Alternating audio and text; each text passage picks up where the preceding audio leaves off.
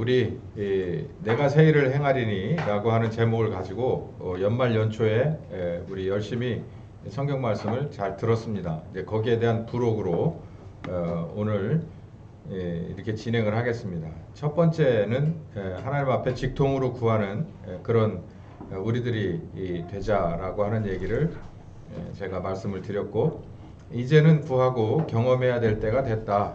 이게 굉장히 중요한 얘기인데요. 이제 맨 첫 번째 했기 때문에 그냥 이렇게 짧게 더 이제 요약을 하고 넘어갈 텐데, 이제는 내 차례다. 이제는 내가 해봐야 된다. 이제는 내가 이제 누구를 의지할 상황 아니다. 이제 이런 얘기를 계속 드렸어요. 제가 이 설교를 더 들어가기 전에 한 가지 이제 노파심이 있어서 말씀드리는데, 이 교회가 우리 교회가 어느 정도의 그 뭐라 그럴까요? 새신자들이 거의 없는 상태에서 오랫동안 우리 교회는 유지가 됐었어요. 그래서 요즘 들어서 오시는 분들은 주일 낮 예배나 이런 걸 들으면 이렇게 좀 이 거리감을 느끼실 수 있습니다. 그런데 지금 이제 성경 공부 반을 제가 편성을 해드린 이유가 바로 그런 이유인데, 거기에 들어가셔서 이제 공부를 열심히 해서 이제 오시면은 되는 거예요. 이거는 뭐 시간이 오래됐다고 해서 할 수 있고, 시간이 별로 없다고 해서 못하고 이런 건 아니고요.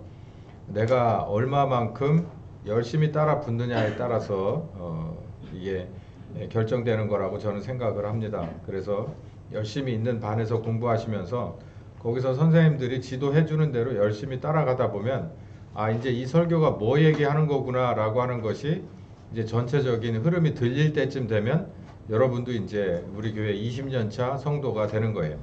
그러니까 빨리빨리 따라 붙으면 됩니다. 성경에도 있죠. 천국은 침노하는 자의 것이라고 그랬고, 경주장에 경계하는 자의 마음을 가지라고 그랬고, 또 먼저 된 자 나중되는 경우도 있고, 나중된 자가 먼저 되는 경우도 있다는 거예요. 경주하는 거니까 그런 마음들을 가지고서 열심히 달려오시면 될 것 같습니다. 이제는 누군가가 떠먹여 주는 밥이 아니라 이제 자기가 알아서 해야 된다. 이제 이런 얘기를 처음에 드렸고요. 두 번째 브로그로는 이제 교회 사명이 뭐냐, 사명 중에서도 가장 중요한 사명이 뭐겠냐, 이걸 다시 우리가 복습을 해봤습니다. 교회 특급 사명은 뭔지 잘 기억을 해보자. 교회 머리 되신 예수님, 그리고 사명은 만물 안에서 만물을 충만케 하는 하나님의 거룩하신 사역을 하는 것인데, 그 얘기는 다른 말로 하면은 구원하고 추수하는 작업이다. 이렇게 말씀드렸고, 아주 길고 지루하게 여기 있는 중요한 결론을 제가 말씀을 드렸죠. 사람은 죄로부터 거듭나는 데서 끝나는 것이 아닙니다. 거듭나서 구원받는 걸로 끝나는 게 아니에요. 거듭나는 것은 시작에 불과하고, 성령께서 오셔서 동행하며 땅끝까지 가는 여기까지가 마침표를 찍어야 여기가 끝나는 점이라는 거죠.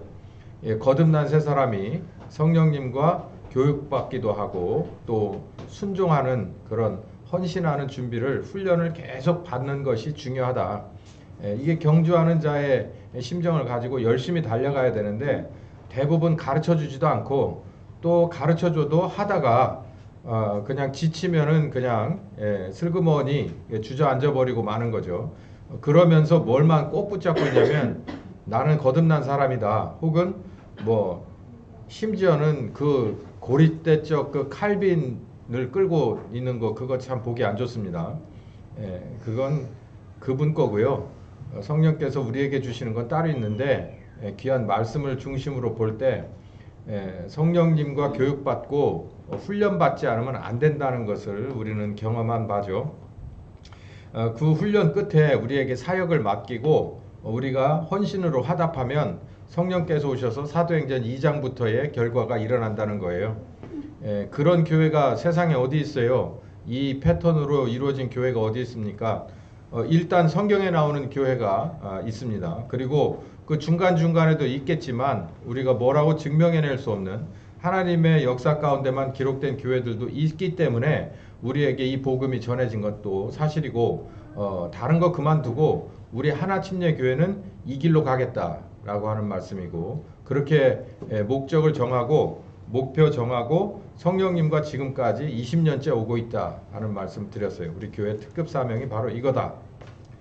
지난 수요일은 좀 오래 우리가 같이 얘기를 나눴었는데 내가 새해를 행하리니 부록 세 번째 교회 흐름을 이해하자. 이거는 무슨 얘기를 했냐면 왜 요즘 날에 목사와 성도들은 가르치지도 않고 배우지도 않느냐라는 거예요. 이런 얘기를 합니다.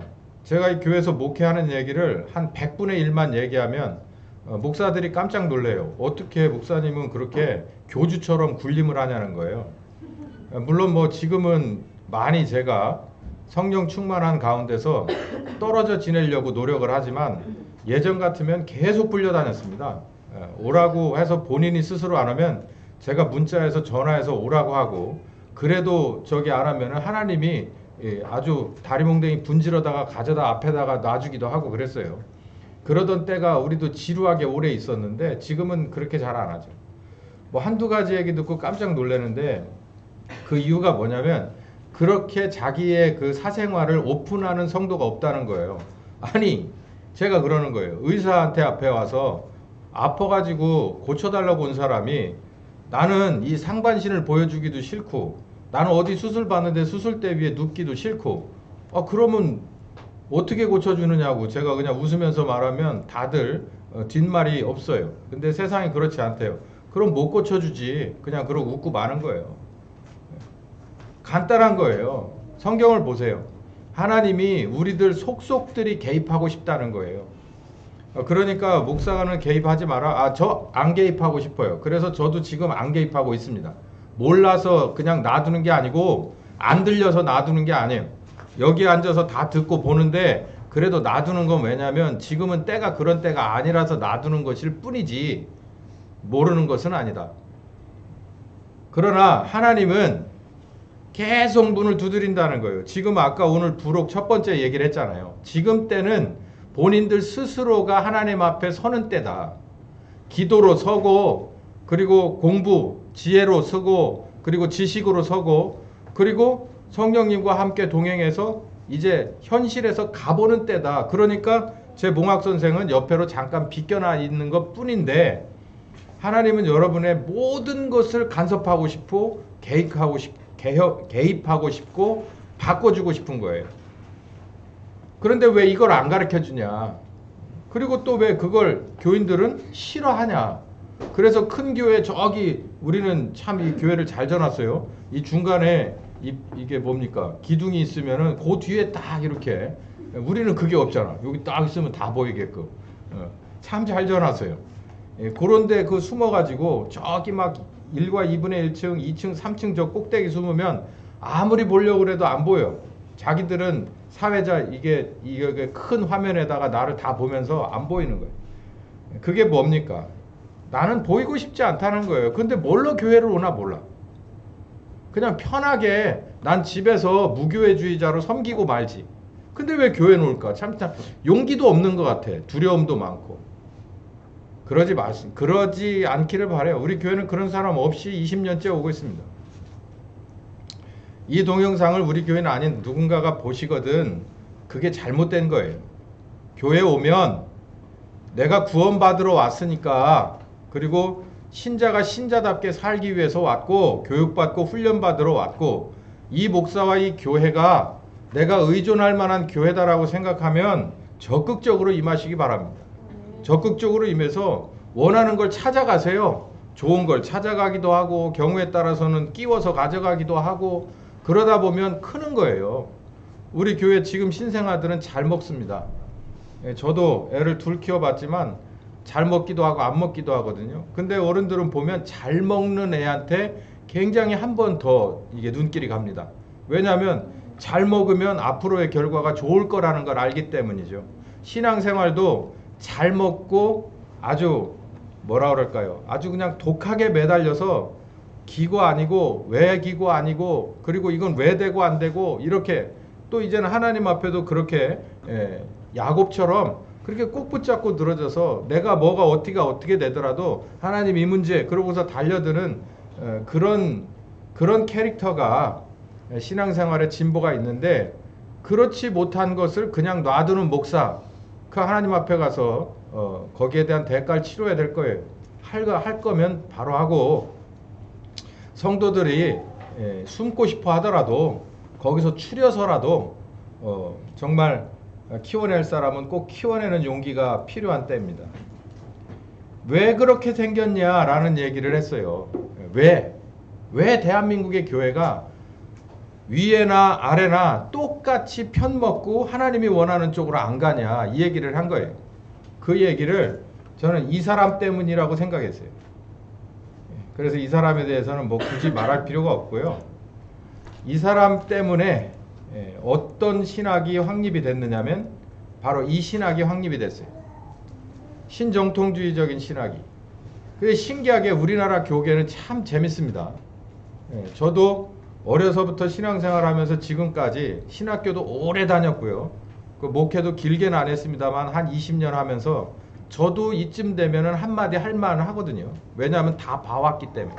그래서 말하는 건데, 우리나라는 보수주의 교단이라고 하는 고신측이 있고 아주 저 끝에 이게 교회인지 만지 하는 그런 교단도 있어요.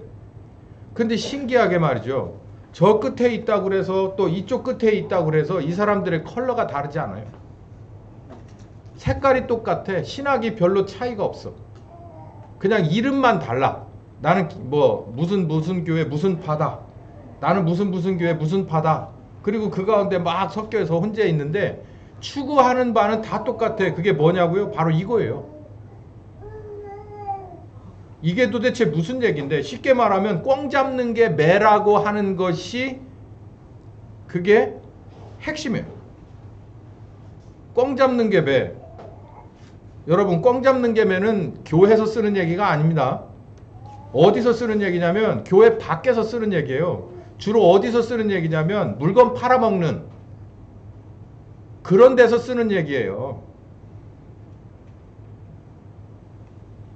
이 얘기가 교회에서도 이게 담론이 되는 거예요. 왜 그럴까?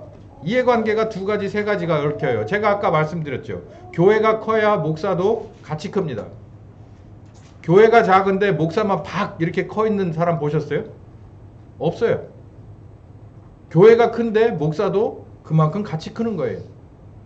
그러니까 무슨 얘기 하느냐면 생명체는 반드시 성장한다. 말씀은 생명이라면서 그렇게 말해요. 틀린 말은 아니지. 그러니까 가만히 보면 좌파 우파가 모두 어디서 나왔냐면 성경에서 나오고, 성경을 바라보는 기독교인의 관점에서 좌우파가 나와요. 아니, 말씀이 생명이 있어요. 검과 같이 사람을 찌르기도 하고 쪼개기도 해요. 그러니까 칼이라고 하는 게 잘 쓰면 사람을 살리는 거고, 잘못 쓰면 물질을 뺏기도 하고 생명을 뺏기도 하는 거예요. 어떻게 보느냐에 따라서 성경도 그렇거든요. 근데 뭘로 보느냐면 꽝 잡는 게 매다라고 하는 관점에서 성경을 보는 거예요. 그렇게 해석을 하는 거예요. 그 이유는 뭐다? 마태복음 4장에 나오듯이 세 가지 시험을 넘어서지 못했기 때문이라는 거예요. 먹어야 되고, 배고프면 목사도 교인도 먹는 거 해결해 줘야, 옛날 같으면 뭐 지금도 마찬가지지만 입는 거 직접 능력 해결해 줘야, 또 즐기는 거 마시는 거 이거 해결해 주는 교회가 다들 좋다고 그래요. 우리도 점심때 오늘 반찬 많이 해놨어요. 우리 윤 집사님이 엄청 좋다고 맛있게 드실 거예요. 우리 남전도회가 찌뻑 잘못해가지고 조금 이렇게 해놓잖아요. 그러면 다들 용서해 줄게, 다음번에는 잘 좀 해봐. 이제 이 정도로 분위기가 조금 내려가요. 제가 그냥 비유 삼아 말씀드린 거예요. 사람이 살면서 먹는 거 중요하거든요. 입는 것도 중요해요. 마시는 것도 중요합니다. 이게 매라는 거예요. 그래서 사람들을 뭐하게 하라는 거예요? 만족스럽게 하라는 거예요. 뭐 니드 얘기 들어보셨잖아요. 대상의 니드, 학생의 니드. 교회는 그런 거 얘기하는 데가 아니에요. 하나님의 정체를 계시해주는 그대로 받아들이고 선택을 할 수 있어요. 내가 그분을 하나님으로 모시고 따라갈래? 아니면은 그냥 끝날래? 선택을 한 사람들이라면 우리는 한쪽 눈만 떠야 돼요. 어느 쪽? 하나님 쪽에 눈만 떠야 돼요. 그쪽에서 해결을 하려고 해야 돼요. 그런데 뭐라 그러냐면 세상의 것도 같이 가져가려고 하니까 문제인 거예요. 바로 이게 문제입니다. 이거에 대해서 제가 지난 수요일 날 쭉 그 계보를 다시 한번 훑어드렸죠. 그러면서 우리나라도 그런 흐름이 있다는 거죠. 참 안타깝습니다. 지난 수요일 날 설교가 참 재밌었는데 한국교회도 마찬가지예요. 첫 시작이 고난과 순교, 핍박의 시대로 시작했어요. 성경에 어느 교회든지 다 이런 식으로, 어느 교회든지 어딘 가서 이 시작될 때는 다 이런 식으로 시작됩니다. 그런데 계속해서 지나오면서 어디서부터 아주 힘들어졌냐면 우리나라가 이 새마을 운동을 펼치면서 막 부흥하기 시작했어요. 정치권에서도 그렇게 하려고 목적을 세우고 여러 가지는 그냥 무시할 건 무시하고 일단 우리가 초가집도 없애고 마을길도 넓히고 아침 6시만 되면 애양단 활동하고 여기서 애양단 활동 기억나시는 분 계세요? 저 애양단 반장 됐어요. 반장, 애양단 반장. 굉장히 세 그거 출석부 써가지고서 내면은 선생님이 불러 뭐 혼내기도 하고 그랬어요. 예. 토요일 날은 애양단끼리 이렇게 해가지고 걸어오는데 제가 맨 앞에 서기도 했죠. 그러면서 어떻게 그냥 딱 한 가지 목적이에요. 우리 제발 배고프게 애들 키우지 말자. 우리 세대는 그래서 저희 세대는 배고프고 크지는 않았어요. 근데 문제는 교회도 많이 컸습니다. 그때 교회도 엄청나게 컸어요. 엄청나게 컸는데 그 가운데서 중심의 신학이 뭐였냐면 아까 말씀드린 듯이 뻥 잡는 게 매다. 생명이면 커야지. 심어야 거둘 게 있지. 이런 일종의 비성경적인 자의적인 해석인 그런 그 신념들이 교회의 위와 아래가 모두 공감하고 있었다. 근데 그는 지금도 그렇다. 뭐 했음에도 불구하고 교회가 1990년대부터는 아주 현격하게 정체되기 시작하고 하락하기 시작했어요. 여러분들 90년대 다들 교회 다니시는 분들이네. 기억나실 거예요. 그때부터 들은 소리가 뭐예요? 교회 숫자 줄어든다. 교인들 줄어든다. 근데 그 지금까지 나아진다는 얘기 하나도 없네. 그게 뭐예요? 많이 심었는데 거두는 게 없다는 거고 심어놨더니 다 가라지만 올라왔다는 얘기밖에 더 돼요. 근데 여기에 대해서 이 당시에 이 신학을 주도하고 여기 이 근거로 해서 교회를 키워왔던 목사님들의 반성은 하나도 없어요. 하나님 앞에 가서 하게 될지 몰라요. 코비드 전까지 문화 속에서 교회는 존재한다라고 하는 그리고 세상을 적극적으로 하나님의 나라와 그리고 기독교적인 문화로 바꿔보겠다라고 하는 이 허황된 꿈을 가진 사람들이 교회를 지배했습니다. 위도 아래도. 그러다 지금 이 코비드가 있으면서 한 2년 정도 교회가 완전히 탈수기 속에 들어가가지고 완전히 그냥 정말 혼돈의 세상 속에서 교회가 한 2년 정도 외풍을 맞았죠. 그리고 나서 지금 어떻게 됐어요? 여러분 보시는 대로예요.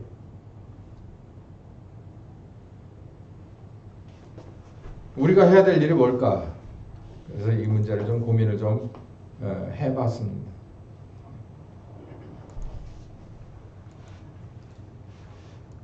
예, 이게 이제 지난 수요일까지 공부했던 바고요.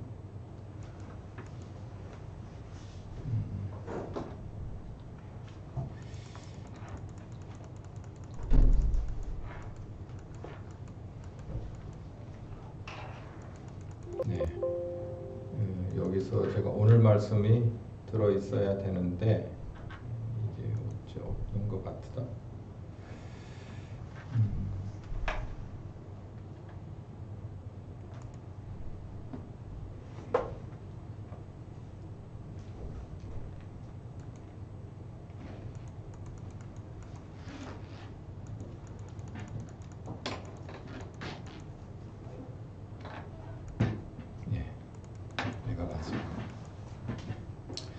오늘은 네 번째 시간.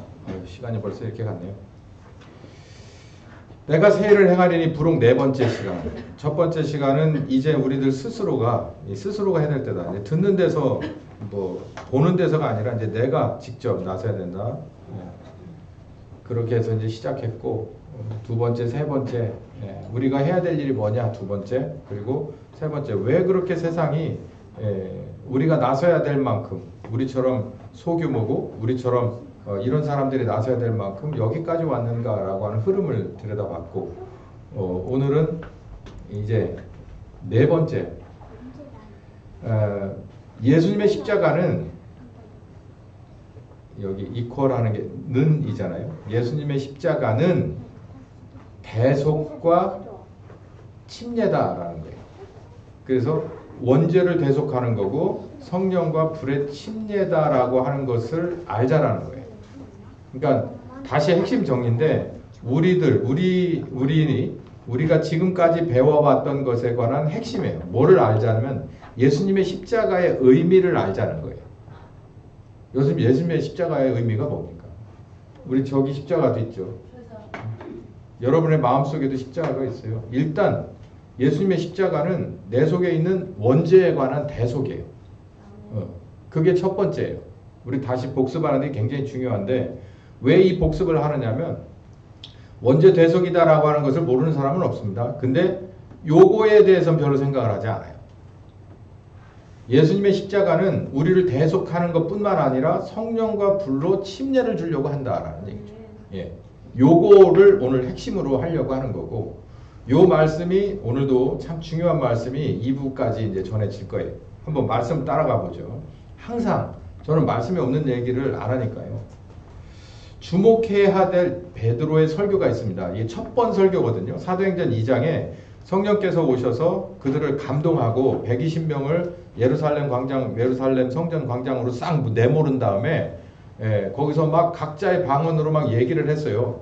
그러다가 베드로가 여기저기서 웅성웅성거리고 막 비판하는 소리가 막 들리니까 베드로가 뭐 요만한 데 올라갔는지 어쨌든 큰 소리로 외쳐서 설교를 시작한 게 이제 2장 31절부터예요.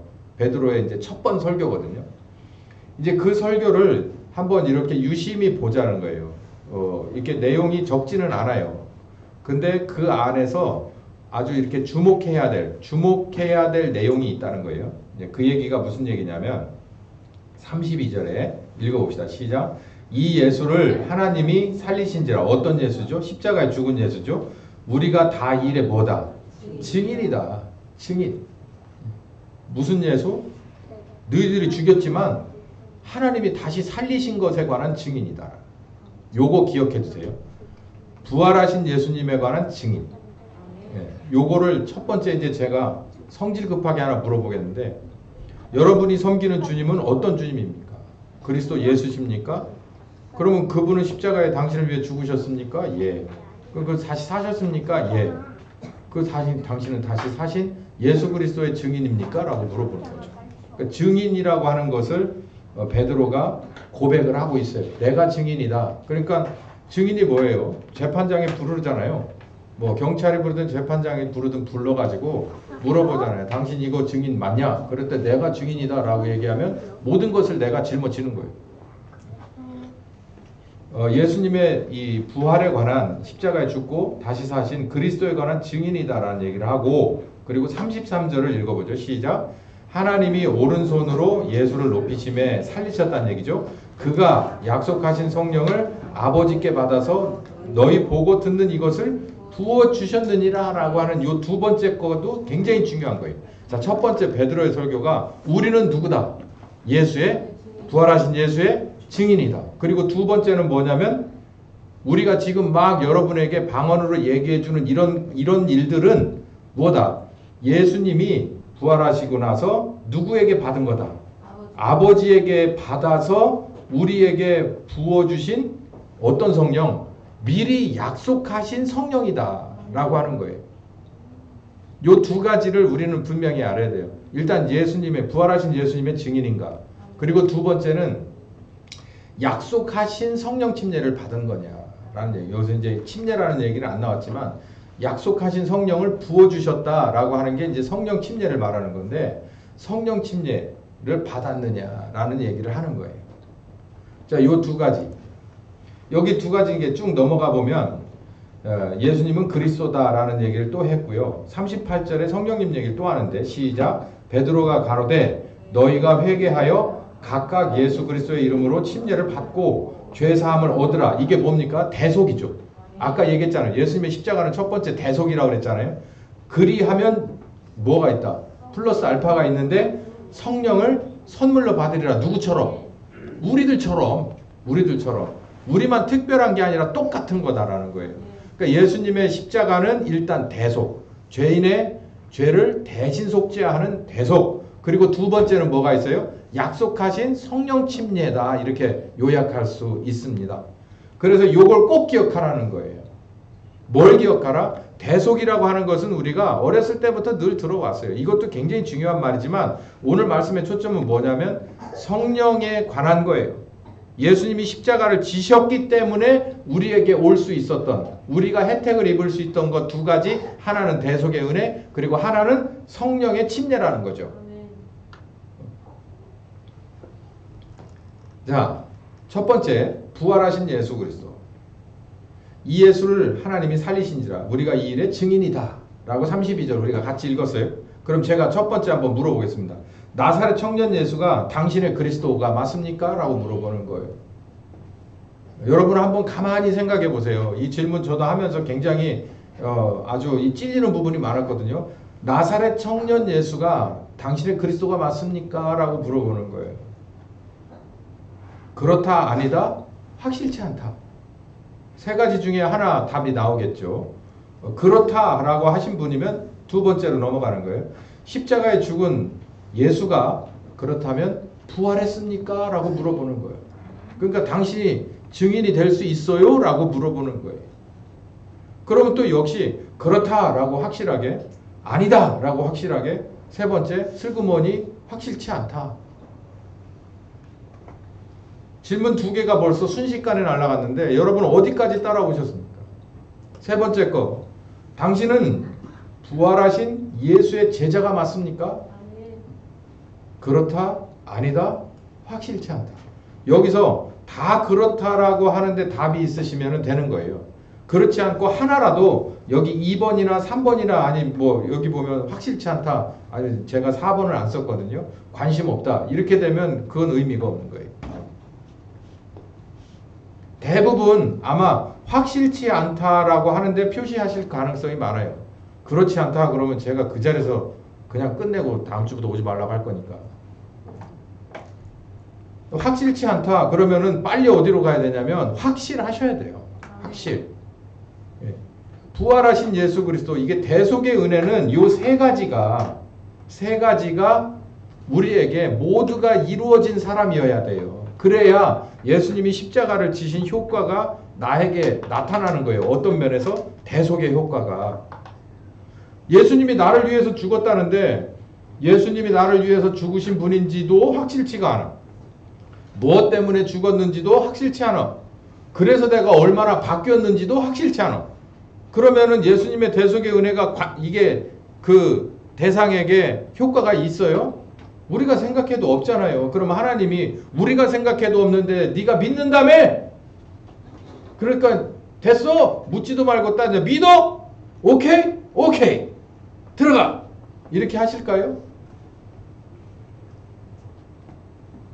다시 묻습니다. 나사렛 청년 예수가 당신의 그리스도입니까? 아멘.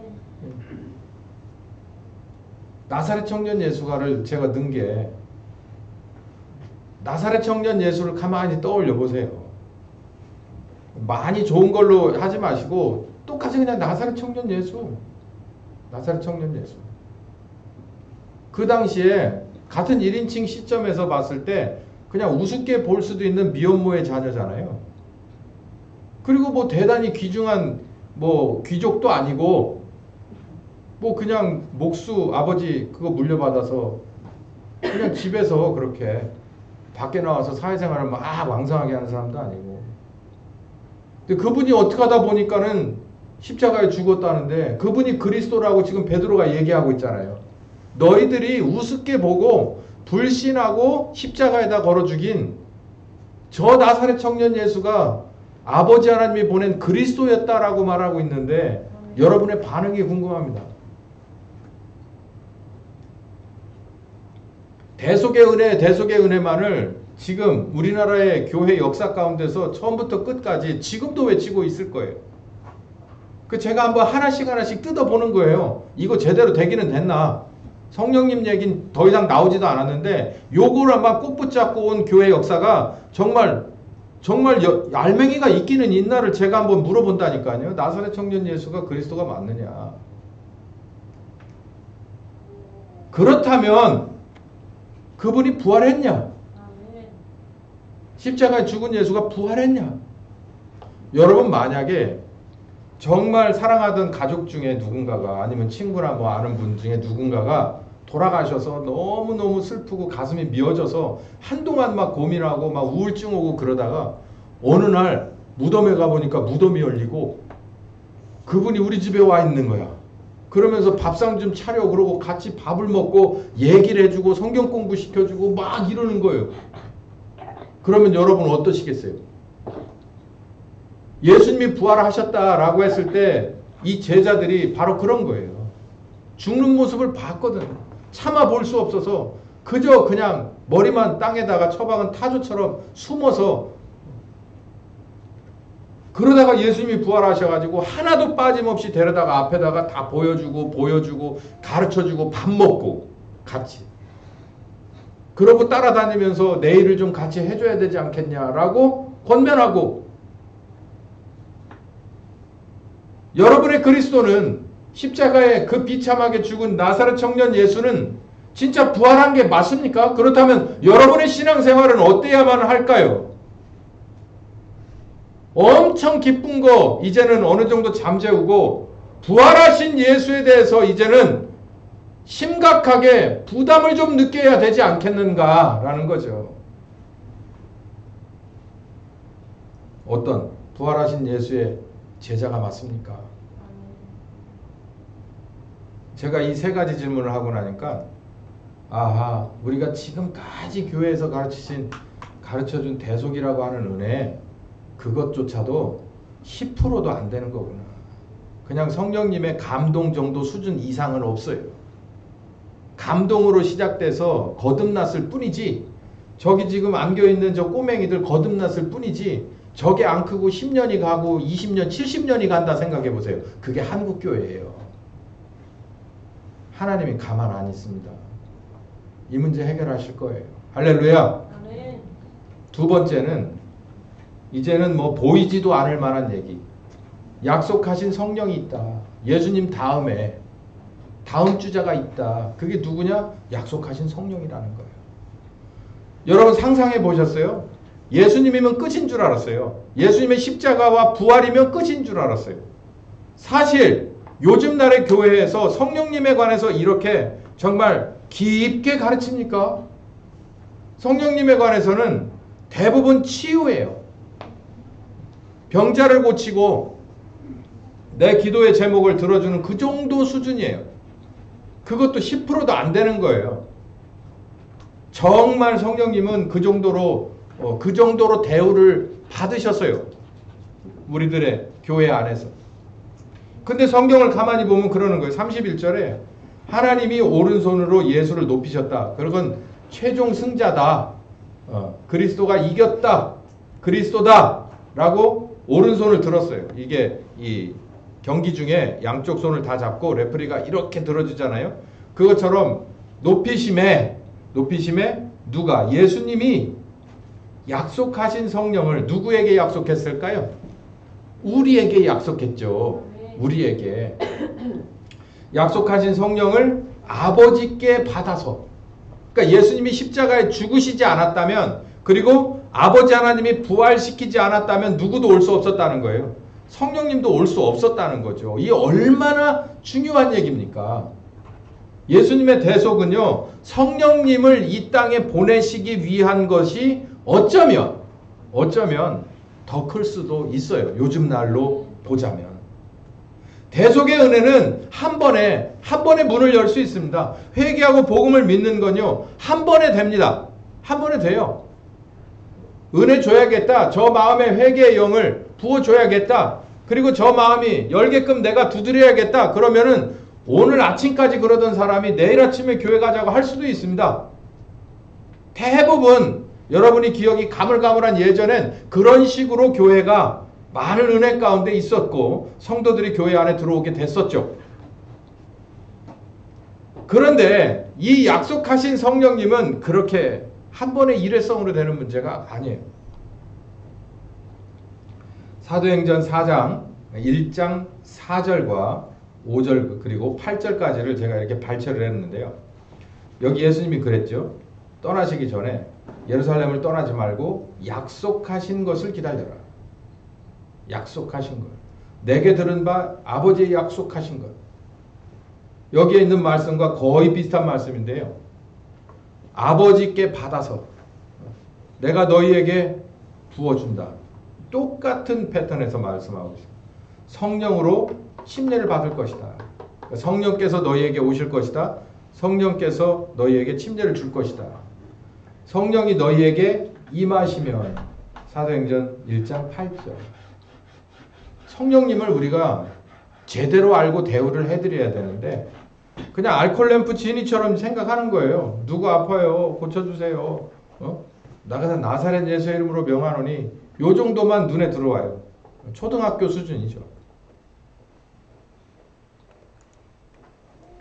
요한복음 14장 16절에서 17절까지도 이런 말씀 있죠. 내가 아버지께 구하겠으니 그가 또 다른 보혜사. 성령님인데요. 성령님을 풀어서 직능별로 풀어서 설명을 하는 겁니다. 보혜사. 보혜사는 가정교사인데 학교처럼 그냥 몇 시부터 몇 시까지 어떤 상황에서가 아니에요. 월요일부터 금요일까지. 이게 아니라 아침부터 밤에 잘 때까지 1년 365일 휴일이 없어요. 그러니까 흔히 말해서 입주 가정교사다라고 보시면 되는데 입주 가정교사도 뭐는 안 되냐면 그 마음속까지 들여다볼 수는 없거든요. 뭐 선생 오래 하다 보면 이게 보면 이렇게 속도 보이기도 하겠지만 하나님이 보는 것만 하겠어요. 그렇게 가르쳐주는 성령께서 오신다는 거예요. 그런 영이. 누가 십자가에 죽으셨기 때문에. 예수님이 십자가에 죽으셨기 때문에. 17절에 설명을 이렇게 해놨어요. 그분은 이런 역할을, 보혜사의 역할을 하시는 분이고 그분은 어떤 영이다. 성령이신데 진리의 영이다라는 거예요. 진리의 영. 진리의 영의 반대는 뭘까요? 진리의 반대말은 뭐예요? 거짓이죠. 거짓에도 영이 있다는 걸 여러분 아셔야 돼요. 요즘 날에는요. 진리를 찾아보는 게 진짜 금값도 다이아몬드 값보다 더 비싼 때가 됐어요. 거짓은요. 아무데나 가면 다 있어요. 아무데나. 근데 신기하게 뭐냐면 절대 거짓이면 안 되는 비즈니스들이 거면 정말 다 거짓이 돼버렸어요. 오염이 된 거죠. 오염이. 언론은 팩트가 가장 큰 자본입니다. 가장 큰 능력이고요. 뭐 그것뿐만 아니라 과학 자체가 다 팩트 아니에요? 사실에 근거한 거 아닌가? 근데 그 어떤 걸 믿을 수가 있어요, 여러분. 뉴스를 가만히 놓고 보세요. 뭘 믿고 먹어야 할지, 뭘 믿고 애를 보내야 될지, 뭘 믿고 따라가야 될지. 진짜가 진짜 다이아몬드보다도 훨씬 더 귀했어요, 지금. 근데 이 거짓이라고 하는 것도 영이 있다는 거예요, 영이. 그럼 우리 다 알잖아요. 계시록에 아주 저 상단부에 누가 있다는 거예요. 창세기 3장에 우리 인류의 어머니 아버지를 속인 사탄이 있다는 거예요. 거짓의 영이라는 거예요. 거짓의 영이 편만에 있어요. 편만. 진리의 영이시다. 그러니 얼마나 좋습니까, 여러분. 우리는 예수님의 대속의 은혜도 입었죠. 그리고 두 번째는 가르쳐 주시는데 시간당 얼마가 아니고 365일 하루 24시간을 그냥 내 속까지도 들여다보시면서 가르쳐 주신다는 선생님이 있죠. 그리고 그분은 또 어떤 선생님이라는 거예요? 세상의 어떤 일타 강사 정도 수준이 아니라 이분은 진리의 영이라는 거예요. 그러면서 어디에 있을 거다. 저하고 같이 밥 먹고 막 이러는 거 아니에요. 그분은 우리 속에 있다는 거예요. 그러니까 부르면 말씀하신다는 거예요. 부르면. 야, 이게 너무나도 큰 은혜라서 감동도 없어. 감동도 없어. 그러니까 너무나도 큰 은혜는 감동이 없는 게 맞는 게, 산소 농도가 0.1%만 떨어지면 기저질환자들은 어떻게 될까요? 혼합되면 어떻게 될까요? 물이 1%만 우리나라에서 줄어들거나 오염되면 어떻게 될까요? 그거하고는 상상할 수 없는 은혜가 우리에게 왔어요. 죄 가운데서 장아찌 절여져서 살다가 깨끗한 거라고의 깨자를 모르고 살다 죽어서 결국은 어디로? 거기에 맞는 지옥으로 갈 우리들을 대속의 은혜를 주셔서 다시 한번 기회를 주시는 것뿐만 아니라 이제 어떻게 살아야 될지 가이드라인이 아니라 함께 끝까지 가주겠다라고 하는 하나님의 영이 왔다는데, 그게 예수님의 십자가로 열린 특혜라는데 왜 이걸 가르치지 않을까요? 그리고 또 가르쳤으면 뭐예요? 그분과 함께 살으려고 하지 않을까요? 그분에게 배우려고 하지 않을까요? 왜? 그분과 함께 동행하려고 하지 않을까요? 왜? 그분과 함께 일하려고 하지 않을까요? 왜?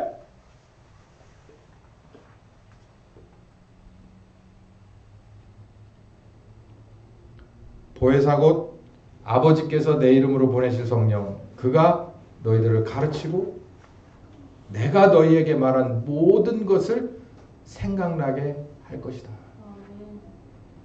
여러분, 저는 이거 믿습니다. 전 100% 200% 믿는데요. 생각나요. 생각이 난다. 뭐가? 예수님이 우리에게 말한 것이 생각이 나요. 성경을 보면서 생각이 나는 게 아니라, 생각나는 건 그런 식이 아니잖아요. 생각했어? 아, 그거 생각나. 이런 거잖아요.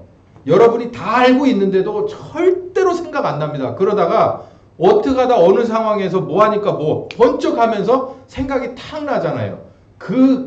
이 아주 강력한 그 힘을 우리는 따라갈 수밖에 없잖아요. 성령께서 뭐 하게 한다? 우리 속에 생각나게 한다는 거예요. 이게 지혜와, 하나님이 주시는 지혜와 지식이에요. 그러면서 뭐는 덤이냐면 평안을 주신대요. 여러분, 선생님이 옆에, 제가 여러분의 뭐 지금 인간 선생님인데, 제가 여러분을 계속해서 하루 7시부터 저녁 7시까지 따라다닌다고 생각해봐요. 뭐 제가 밥같이 나눠 먹자고는 안 할 테니까 계속 따라다니는데, 그냥 차 옆에 저 뒤에 한쪽 구석에 있고 일하는데 가만히 저 사무실 저 끄트머리 가서 쳐다보고, 일하는 데서 이렇게 쳐다보고, 그렇게 아침 7시부터 저녁 7시까지 있으면 마음에 평안이 있어요?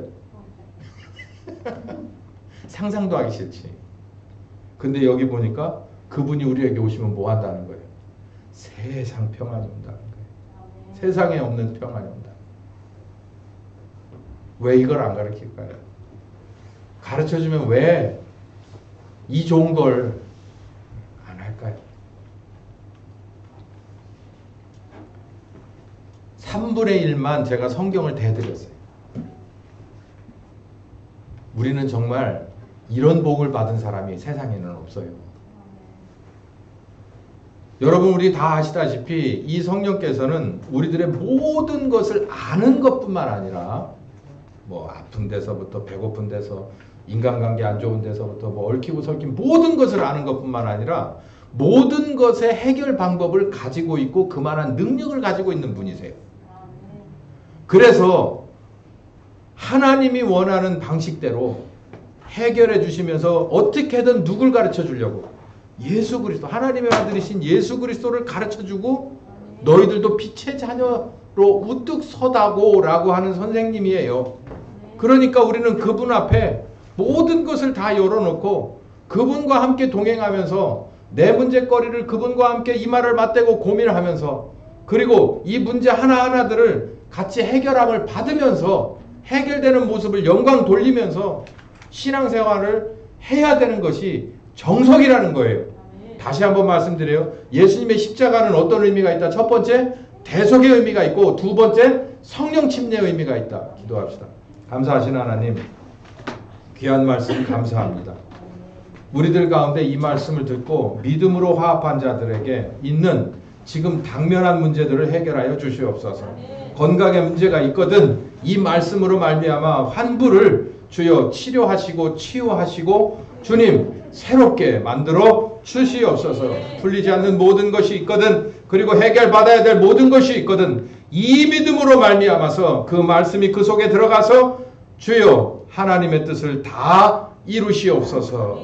지금은 우리 주 예수 그리스도의 은혜와 아버지 하나님 극진하신 사랑하심과 성령님의 교통하시는 역사가 이 말씀대로 따라가기로 작정하는 한 10년과 가정과 교회 후에 함께 하시길 예수의 이름으로 축원하옵나이다.